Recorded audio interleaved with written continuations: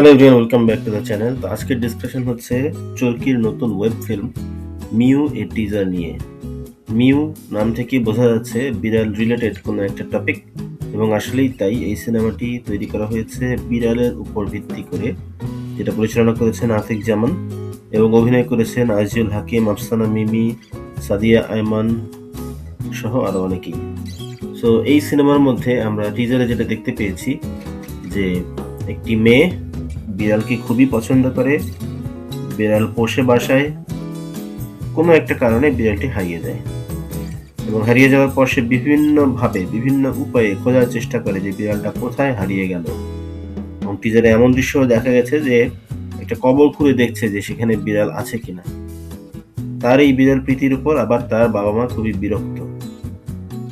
তো এখানে কি তার বাবা মাই সেই বিড়াল নিরুদ্দেশের পেছনে দায়ী নাকি অন্য কিছু, সেই জিনিসটাই হয়তো আমরা সিনেমাতে দেখতে পাবো, যে সিনেমাটি 5ই মার্চে চরকিতে রিলিজ পাবে।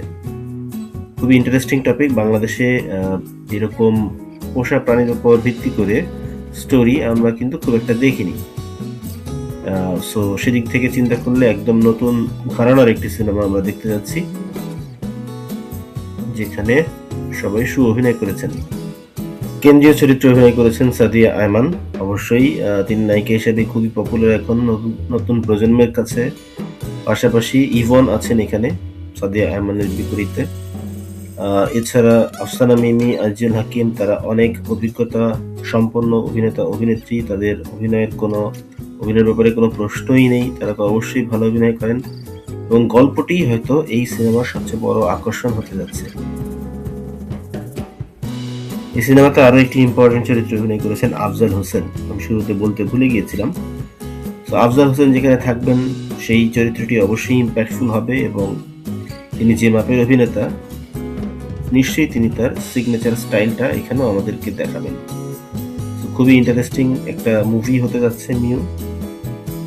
যারা পশুপ্রেমী, যারা পেট রাখেন ঘরে, তাদের জন্য তো অবশ্যই এটা মাস্ট ওয়াচ মুভি।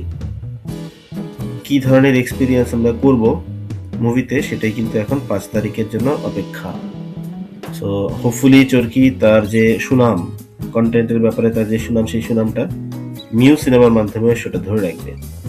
এখন পর্যন্ত টিজারটা রিলিজ পেয়েছে চরকির ইউটিউব চ্যানেলে, আপনারা সেখান থেকে দেখে নিতে পারেন। আর যদি দেখে থাকেন, আপনাদের কেমন লেগেছে অবশ্যই আমাদেরকে কমেন্ট করে জানাবেন। আমাদের ভিডিও কেমন লাগলো সেটাও কমেন্ট করে জানাবেন। আমাদের চ্যানেলে যদি নতুন হয়ে থাকেন অবশ্যই সাবস্ক্রাইব করবেন। ভিডিও ভালো লাগলে লাইক করবেন, শেয়ার করবেন আপনার ফ্রেন্ডদের সাথে, যাতে করে আরো বেশি মানুষ আমাদের ভিডিও দেখতে পারে। কথা হবে পরবর্তীতে অন্য কোনো ভিডিওতে। সেই পর্যন্ত ভালো থাকুন।